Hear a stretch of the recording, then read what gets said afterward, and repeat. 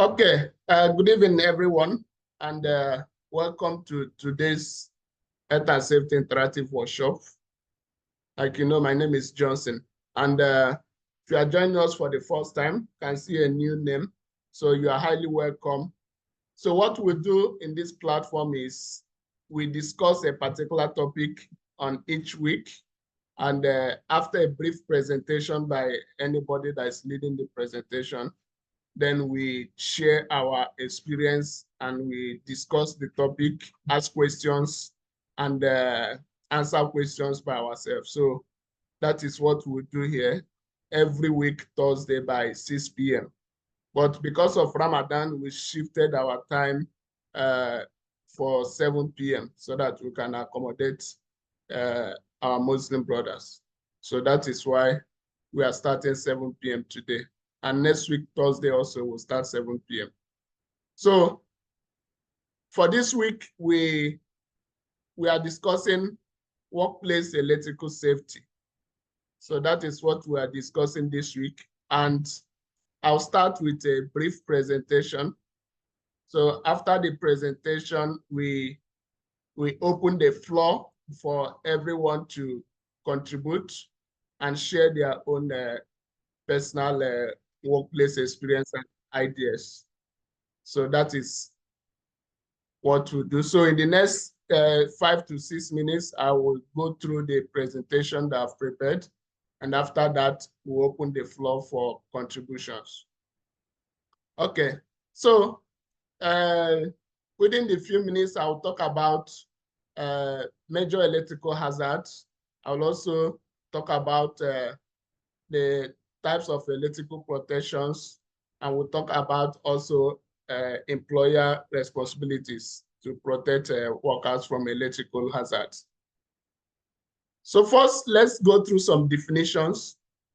First, what is an electricity? Electricity from physics or from basic physics talks about movement of electrons. That's movement of atoms from one point to the other through a conductive medium. So that is what we know basically as electricity. Now, another term we are going to talk about is current. What is current? Current is just from the electricity, is the movement of a charge, electrical charge, or the movement of charges from one point to the other. Then what is resistance? Resistance is an opposition to flow of current. And voltage is a measurement of the electrical force existing in any electrical field. So having established that, let's look at conductors. When we talk about conductors, we mean those materials that has the ability to conduct electricity, or the materials that have little resistance to electric flow. So they are referred to as conductors. Then insulators. Insulators refers to the materials or substances that has high resistance. That is, it does not allow electricity to flow through it. So that is what is referred to as insulators, such as dry wood, rubber, glass. So all these materials have high resistivity and they are referred to as insulators. Now, the other term we'll look at is grounding. Grounding simply means connecting the excess voltage or excess current to the earth, allowing any excess voltage or excess current supposed to cause electrocution to go to the ground. That is what is referred to as grounding. Okay, now in talking about electrical hazards, there is an acronym known as Be Safe. So this acronym, when you remember this acronym, it will give you all the summary of the electrical hazards. Like B for burns, E for electrocution, shock for arc flash, fire, and explosions.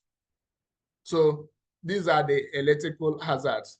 Let's look at these electrical hazards one after the other. So the first one we'll talk about is burns. Burns happens when there is an electrical shock related injury. So when there is a burn, it's either a surface of the either layers of the skin was burnt. It can be either superficial burn or it can be deep burn. So depending on the level of skin that was burned in the process. The other electrical hazard is electrocution. So electrocution simply means the ability of the electrical shock to kill. Okay, so electrocution it refers to when the human body is exposed to lesser dose or lesser amount of the electric energy. So at that point, there is tendency of fatality, and if the human body has been exposed to that level of energy of electricity that is able to stop maybe breathing or maybe other important organs from functioning, then there is an electrocution taking place. Then shock. Shock happens when the body or when the part of the body becomes part of the electrical circuit. So in this point, the electricity enters from one point and it cannot be contained in the body. It has to find an exit route. So at that point, it will say is a reflex response of the passage of electric current. When the electric current has entered the body, it cannot remain in the body. It must find an exit point. And at that point, we'll say that shock has occurred because it's a reflex to the passage of electric current in the body. Now, the other electrical hazard is arc flash or blast. Okay, so this is a sudden release of electrical energy through the air, especially when there is a high voltage gap between two conductors. So when there is a voltage gap between two conductors, there will be high release of electrical energy causing a flash. That is what is referred to as a arc flash. And it happens mostly above 35,000 Fahrenheit temperature. That is when arc flash usually occurs. The other type is arc blast. So arc blast happens in a very high voltage environment where there is a blast created by a spontaneous bridging of electrical contacts. Okay, so if maybe an object, a conductive object, comes in contact with a very high voltage, trying to bridge that gap in between them, so there will be an arc blast. Now, the other electrical hazard that we also know is fire. So fire, we know how fire originates, but electrical fire originates especially when there is a poor electric wiring or when there is a breakage in the electric conductive circuit. Then the electrical spark that will come out, coming in contact with other combustible materials or maybe flammable environment, could result to electrical fire. Then explosion. Explosion happens in an environment where there is a mixture of explosive materials that can be able to explode, and this high voltage X. So at that point, the explosion happens. But there must be an environment on air that is very conducive and very rich and is able to explode.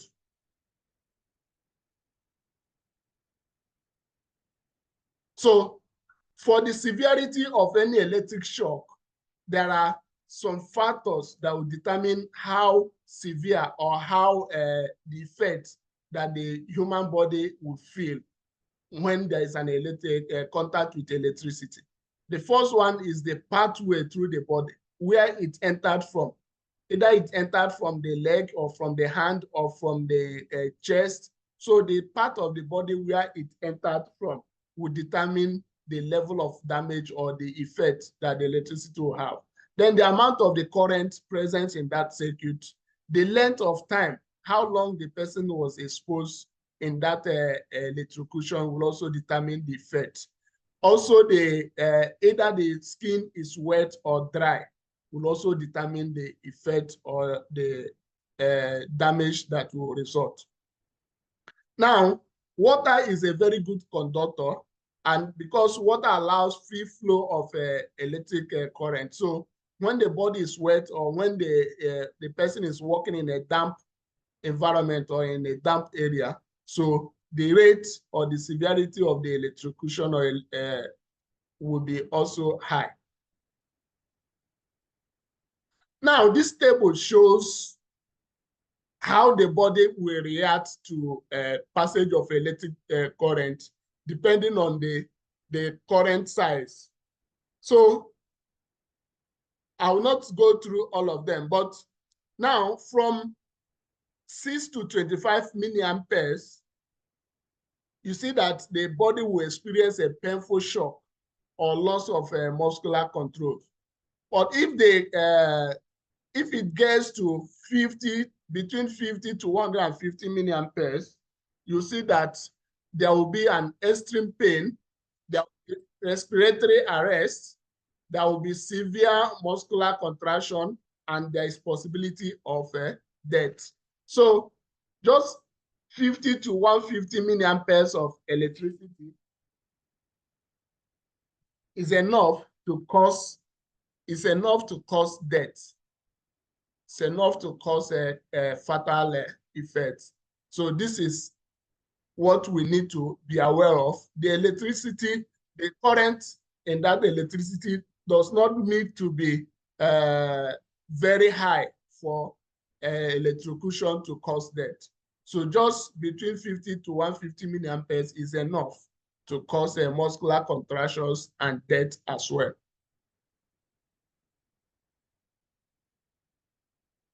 So let's look at some types of electrical hazards. First one is contact with overhead power lines or buried electric cables or high voltage cables. What are the risks associated with this? Electrocution is there. There is a risk of burns and also risk of fall, especially if the person is walking at height. The other electric hazard is contact with energized sources. So at this point, there is a contact with live parts of that electric device. Now, what are the major hazards? There could be electrocution and burns. There could be the body will become part of the electric circuit, meaning any other person that comes to your rescue that touches the person that has been electrocuted will also get electrocuted because the body part becomes also part of that electric circuit. Defective tools is also another hazard or another electrical hazard. So when the electrical tools are used inappropriately or they are damaged in the course of the use, it becomes a very high risk hazard also. Misuse or improper use of electric cables or cords is also another form of hazard. Power stripes, that's overloading of sockets, overloading of extensions are also part of what could cause or part of electrical hazards. Portable heaters or portable electrical appliances are also what could cause fire. It could be overloaded, especially if you don't use the ratings. If you don't comply with the rating of that manufacturer's recommendation, then it can get overheated and can cause electrical fire in the house. Now let's look at some electrical protection methods. So the first one is the GFCI, ground fault circuit interrupters. So these are designed to protect people from electric shock. And the other reason or the other function of this GFCI is to detect ground faults. And when ground fault is detected, then it will interrupt the electric current. Another function is to limit the duration of electric shock. So because it will cut off the electric current flowing in that circuit, when it detects that there is an electric shock, then it will reduce the duration of the exposure. So the person will, the electric current will be cut off, then the duration of the exposure will be reduced, thereby reducing the level of damage on the body system. Okay, so the GFCI will have three types of them. There is a receptacle, there is a portable GFCI, and there is circuit breakers. So these are used in different occasions and in different locations. The circuit breakers are used in mostly in permanent circuit wirings, thereby preventing overflow of current. And when there is current overflow, or maybe when the fault is detected, it will break off, not allowing the overflow of current to the appliances or to the other part of the circuit. Okay, so coming to the end, we'll talk about some safety tips when using electrical power tools. The first one will say that electrical power tools should not be carried from the cord. There is always a handle for every power tools that should be carried from the handle. Okay, the electric cord must be disconnected before it's removed. The cord should be kept away from heat or oil or sharp objects. So it should be disconnected from before the other items can be changed, such as the blades or the bits. Before changing them, you must disconnect these electrical power tools from the power supply. Okay, avoid accidental starting. When operating the electrical power tools, you should remove your fingers from the switch buttons so that there will be no room for accidental starting. Use of gloves, appropriate gloves, and appropriate footwears. The electrical power tools must be stored in a dry area.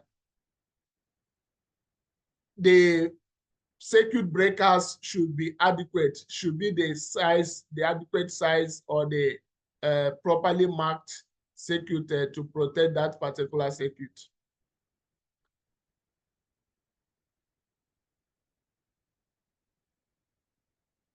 All voltages must be identified and properly labeled by authorized and competent person. Okay, so the first electrical safety tips is do not use electricity in wet or damp environment. All areas should be kept lit. There should be proper illumination and lighting at every working location. The cords can cause a tripping hazard, so there should be proper cable management and they should be properly routed to prevent trips fall. Okay, then the damaged tools should be removed from operation. If any of the electrical tools has been found to be damaged, should be removed from operation. Tools should be, power tools should be double insulated. Double insulated in the sense that the covering should be doubled. Should buy the ones that have double insulation so that it will increase the protection. So these are now the employer's responsibility or the employer's requirement as regards to electrical safety. So the employer should ensure that all power lines are safe, or people working near overhead power lines work safely. All electrical parts should be properly isolated, especially during maintenance or during when people need to work in energized areas. So the circuit breakers should be adequate and should be sufficient for that type of circuit. Okay, the power tools should be properly maintained and should be in good condition. The operators of the power tools should be properly trained, and all the workers should receive training on electrical safety. So ensure LOTO safety related practices. We've discussed LOTO before, lockout, tagout safety practices. So use of flexible cords is also recommended so that the cords will not be stiff and damaged easily. Ensure proper identification and of the power sources. So before any activity should be started, the sources of the power should be identified and ensure that it's properly locked out to avoid unauthorized access. Okay, so there is a lot to say about electrical safety, but at this juncture, I will stop here and give room for our contributions. All right. The Here floor. I will add one point. Yeah. Uh, Regarding the electricity, the point which you are discussing, almost you are covering all the points which is related to our construction site. Here I will add only IP rated electrical socket. So IP rated, it means sense of ingress protection, which is protect from the wind, dust and the water. So if IP protected rated like 67, 68, 69, so it means it will be in the rain, in water, it will be in the dust. So there is no harmful until it will be not any changes on the socket. Okay. Yeah, this point only I need to add. All right. Thank you for that contribution.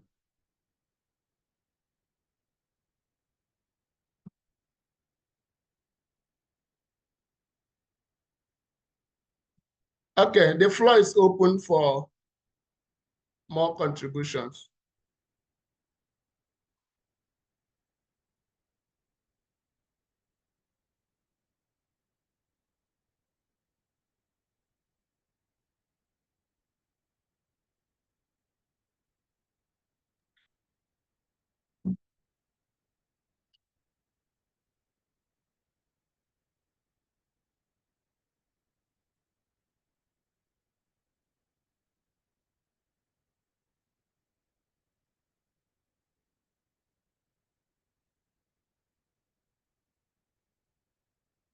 Okay, the floor is open.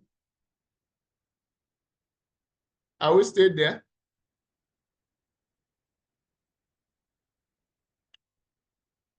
Engineer Tayab, welcome today. You've been up for some time.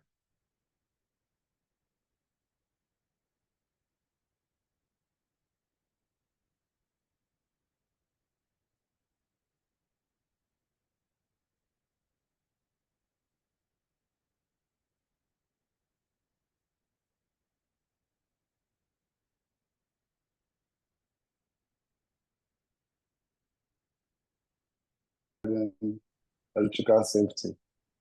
You did a good job on that. I think I have a question.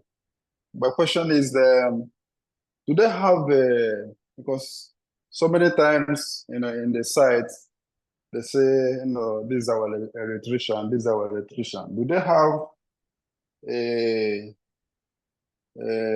will I say a school whereby these guys undergo some training for electrical work? Is a question, please. Okay. Thank you for that question. The electrical competent person, I think it also depends on the environment or the locality or the place. So that is what Qatar calls the competent person, they need to have at least a training diploma in electricity and electrical, maybe diploma in electrical engineering or diploma in electrical wiring. So that will prove that they've gone through the training. Okay, so that is now what will now qualify them as a competent electrician. So that is when that happens, then you can say that the person is an electrician. So it's not like anybody that comes up can be an electrician. Okay. I have a reason for the question because most of the sites, the way they, identify themselves as electrician, nobody knows how they get their certificate.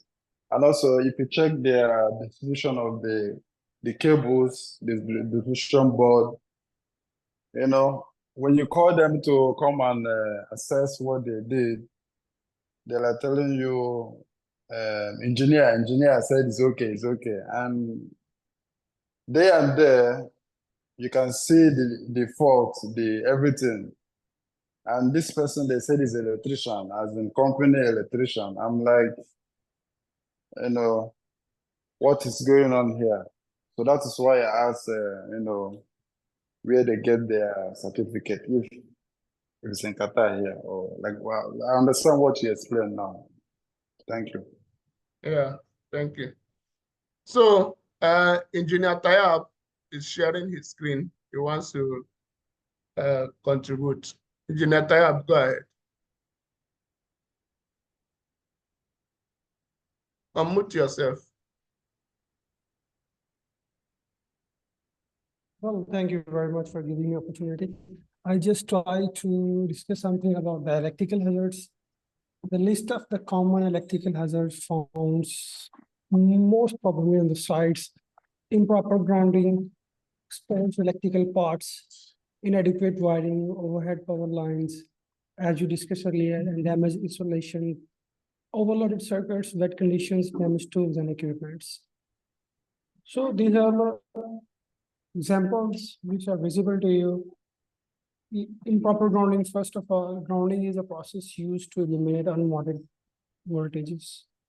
This kind of grounding we should use where improper grounding is found quite often at the workstation, work sites. The ground is a physical electrical connection to the earth as well. And also power tools he is carrying right now, improper grounding. Without grounding, if you're carrying, you can get huge shock of electricity and sudden death can be happened. Electrical equipment must be properly grounded. Grounding reduces the risk of being shocked or electrocuted. And these are the examples of improper groundings. And few more examples, like removing the ground pin removes an important safety feature. You can get shocked. So you always be careful before removing any pins on the working sites. So these are the examples of exposed electrical parts. Wires or terminals are very much hazardous. These are exposed to the workers, and these conditions to be your always try to report all these exposure wire terminal who are very hazardous, not only for the person working but also for the conductor wires. If they are being connected, they will become a conductor, and whole surface will be electrical hazardous place. So these are all the examples. So that's all about it for today from my side. Thank you very much. Thank you very much, Engineer Tayab, for that wonderful contribution. Regarding this tools and equipment, Mr. Tayyab, can you go back? I want to input something over there in the equipment, like a drill machine which they are using. Drill machine, actually they are using drill for the Yeah. So, but You're talking about the slide improper grounding? yeah, exactly. So Mm-hmm, here, mm-hmm, what we can see that he is using drill machine with the electrical wire, right? mm-hmm, So this electrical wire connected with the electrical panel. mm-hmm, So this electrical panel, it must be grounded. If any unwanted electricity is going mm-hmm, out, it will be automatically tripped because as we know that all the electrical panel it must be installed RCCB. mm-hmm, mm-hmm. So here we can add grounding. It is all automatic connected with the electrical panel, not to the equipment, right? Actually, yeah. You're absolutely right. But I just try to give an imagination about working on the workstation and work site. How can you protect yourself for being If electrocuted? there is a welding machine, I agree with you regarding the welding machine. If there is a Mhm, welding machine and it is mhm, connected with the electrical panel, okay, I understand there is a grounding, a bonding. But mhm. additionally, we need to grounding this electrical machine also for the body earthing. You know, every machine has three terminals, neutral, Yeah, and neutral one is phase a live and wire and third is a grounded. So I'm talking about in that sense. I think you okay. got my point. Got it. I got it now. Yeah. So that's all about it. So do you have Okay, any bro. more questions? No, it's okay. Thank you. Thank you very much. Yeah, thank you guys for that wonderful contribution. You know, this about this grounding. I have a question. You know, in some electric pins or the plugs, some guys like Tayab showed, some guys they will remove the third pin because they maybe the type of the socket that they have cannot accommodate that third pin, so they will break it off. So they've removed the neutral part or the grounding part that should be able to protect that equipment and protect the people. So that is very wrong practice, just like he showed us. So we should be conscious of that when we inspect the workplace. All right, Hello, good evening. yeah, Good Ismail. evening. Good Good evening. evening, everybody, professionals. And I'm very interested in this thing and the facilitators and contributions, especially the electricity you're talking about. As they used to say, it is a good master, but it's a good slave, but bad master. That means something that is passing. You can tell it switch on, it light on. Power my engines, it's on. AC on, everything on. But that is in the aspect of this. But when it comes to bad masters, you will not know when it will give one electrocution. What I want to say in the short, let me first draw the line from the issue of grounding or acting or this one. And our brother, Mr. Emmanuel, earlier said the qualification or competence of the electricians or electricians in Qatar. You have said it, the presenter, that it depends on the country. Good. But some, it depends on the project they are doing. They are trained along with their engineers and what they are assigned. So they will do the inspection. When we are safety professionals, we have to look at the competence of the engineer and the teams. And when they are working as electricians, some they learn on the job.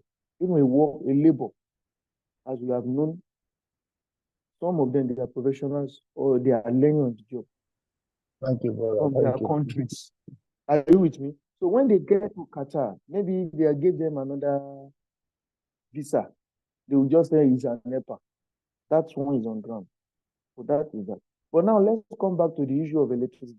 I want to throw the question to the floor.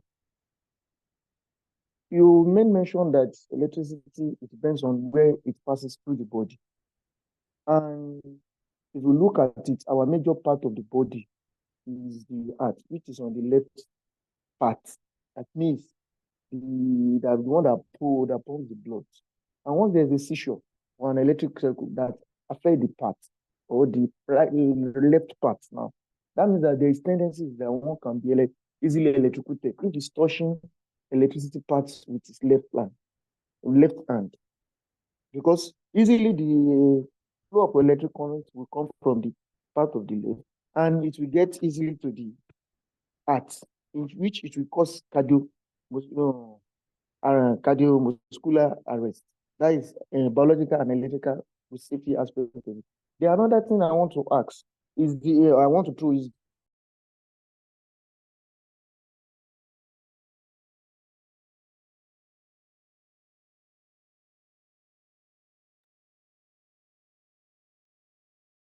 Go ahead, Ismail. Are you muted?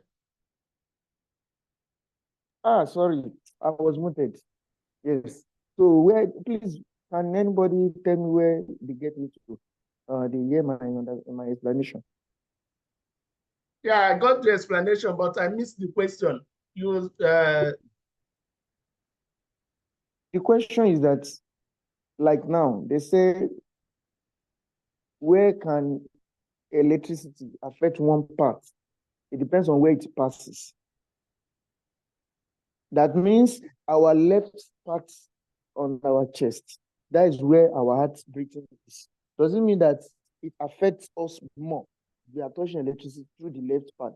That means the flow of electric current will quickly come through the left part of the body and get to the heart than the right or other parts. That means if it is true, then we have to be very careful in touching what is called electricity shock or exposed, or we use more high rated electric angle. That is that. The second one is the issue of we have 3 pins in electric plugs. Some professionals or people aside, these 3 pins, from my knowledge, I understand, we have what is called life, we have what is called neutral. The electric current comes from the life and it returns back to neutral. But people underrate, as you have said, especially the third one, which is called the heart. In case of electric shock, this one is built so that instead of the electric current giving the hazard that is passing through the part of the heart or the body, it will quickly go to the heart, which is the home of electron. So that means the 3 pins are very important, or even the heart, the third pin, in which it protects people. But people don't understand this, especially some electricians. They want to say, okay, let me just use the 2 pins. That is one of the part of the GCFR. Once this electric current comes and it's observed that there is shortage or there's an increase in flow of electron, this one will trigger this GCFR. So, but once they remove the heart pin, there won't be any signal to this one, and the GCFR will not even work. So this is how they have built the 3 pins, the importance of it. So I'm just trying to share the knowledge I have, or the ones that I'm still learning, to the flow. So some other people can contribute. As you have said, we should contribute, people should come. So in safety aspect of it, that means when we are seeing people working as electricity or with electrical parts, there must be people. First, it depends on the voltage and the ampere flows. The first one is the hand glove. The second one goes to the safety boot, so that the person is already insulated. Once the person is insulated, he will not be shocked and trapped. Instead of him being shocked, the potential built between him and, because he has putting on the PP, will throw the person. As far as the electric amperes is low, so that it will not affect the amount of time is low. And this one will reduce the amount of time, because instead of him being trapped, it will push the person. That they will say, he was thrown away. But if he's not putting on the PPE, like the safety angle and the safety shoe, then his part will become part of electric current and the person will be trapped. So that is just what I want to contribute. And the question I asked. Thank you very much. Okay, thank you very much, Mr. Ismail, for that wonderful contribution.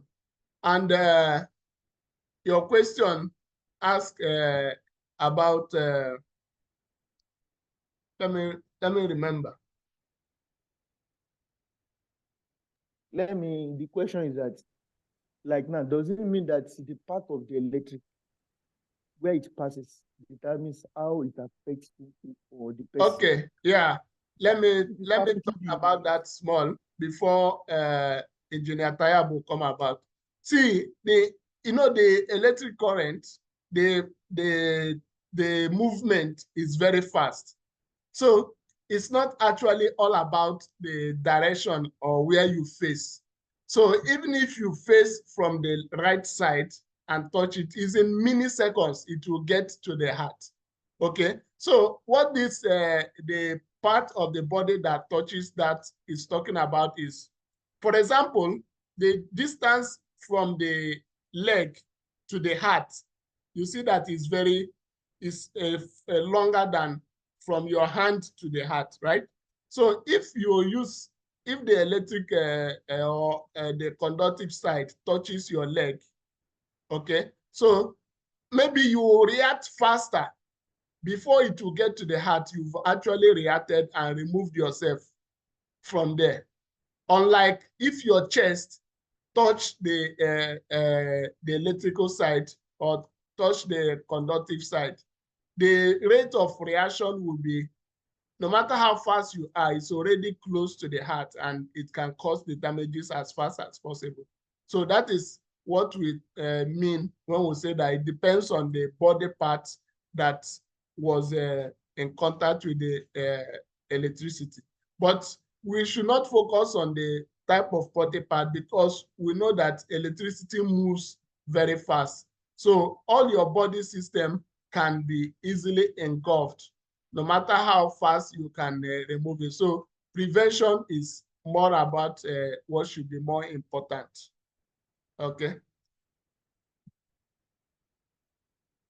Okay, Engineer thank you Taya. very much. Yeah. That is what, yes, you nailed the stuff, the parts. The prevention is the best. And how can we do the prevention? By following the rules. Let me say. Yes. And Exactly. putting on the PPEs. Because in the third world, and even mostly, as I've said earlier, the cause of death of electricity is the cost that even if you put on the PPE is the amount of the voltage. Like the 33 kV, and someone is having electric arc or splash. I know I have a life experience of someone who was there. He was working on 33 kV, and he did not even touch the electricity, but there was splash in my own country, in another part. And the guy was rushed to it. But the whole volume of electric cloud, let me say he had some bruises at the back. He could not survive it. So another one, let me come back to the issue of the second part is the PPE. The PPE is the common part, especially as I've said, they are not wearing the rated electrical glove and safety boots. So, and if it's the, as I've said, if the electricity is quickly passing through the heart. Thank you very much.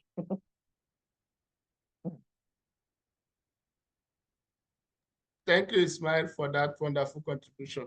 Engineer Tayab, go ahead. You have Yeah, 2 minutes. thank you very much, Stefan. Actually, accident prevention require a well-willing, positive attitude towards safety. It always ensure maximum preventive measure for protection of the accidents. So accident prevention is always be considered to be mitigated by the personal protective equipments, inspection tools, and GFCI ground fault circuit interrupters, lockout, tagout, and also personal protective equipments. For electrical hazard include hard hats, rubber insulating gloves, insulating clothing, and always make sure that never use any damaged PPs. These are being part of the hazardous events and accidents. And further, use appropriate rubber insulated gloves and make sure the gloves fit properly, and also about the matches with the work to be performed. And further, personal protective equipments, hard hats offer more protection as compared to other kind of hats. And metal hard hats should not be used and employed where electrical hazards are being exposed to the worker at the workplace. So these are the main considerations before being going there. And further inspection tool, cords, and completely before using, always try to inspect the workplace. There are not any kind of cracks, damaged installations, and broken ground pins, frayed line cord, and loose parts, any other damages. And also you discuss about the GFSI, you know better. And further we will proceed. Why risk assessment is more important? Because failing to take the necessary precautions can lead to injury or death, fire or property damage. So these are the reasons why we are taking risk assessment before going to the workplace. And further, how to respond to the electrical incidents.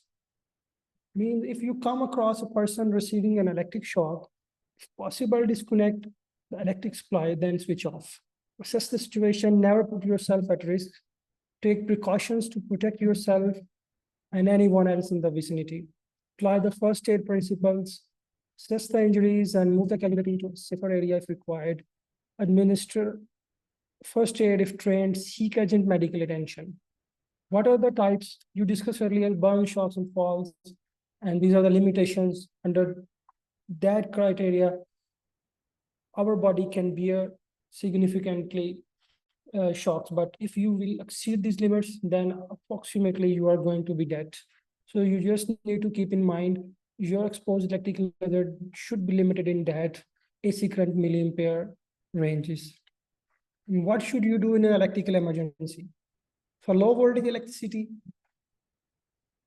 less than 100 and above than 100, remove the source of electricity supply, commence CPR. If trained, call the emergency number, and if more than 1000 voltage, emergency immediately call and do not near the casualty. This is the very rare cases where the 1000-volt exceeds and somebody trapped in that incidents and accidents of electrical. So should you report electrical incidents? These are the reasons. Electricity is invisible. This in itself makes it dangerous. And everyone is exposed to electrical, and not just electricians.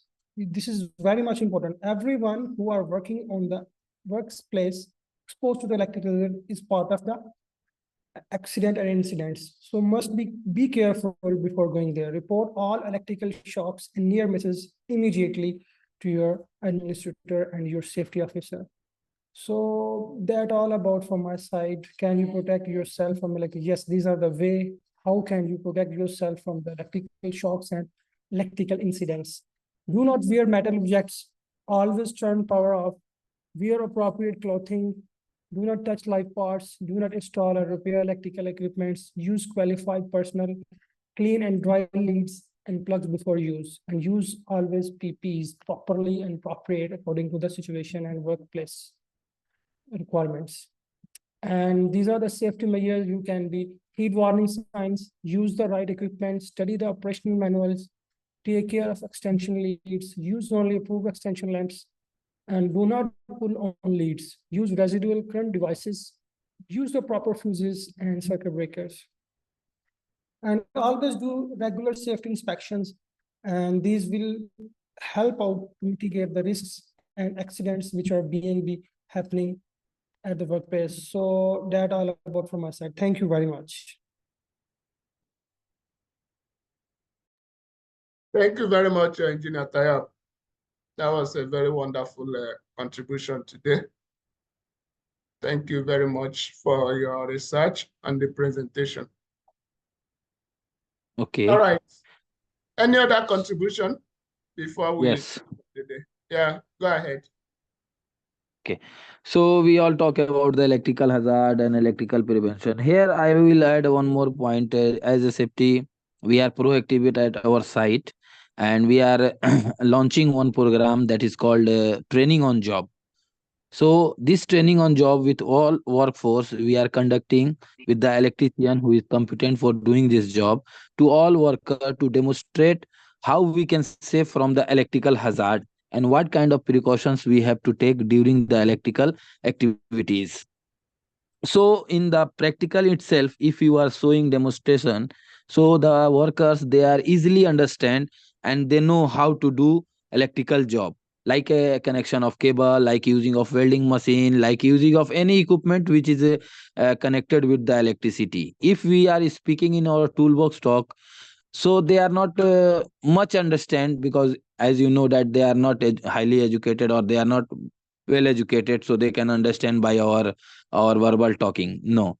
So once you are giving them demonstration and you will show, okay, this is electrical cable, while we are going to use this electrical cable, what we have to do, what is our responsibility to do. Our responsibility to do like a physical inspection of the all electrical cables, equipment must be certified, it must be certified by electrician.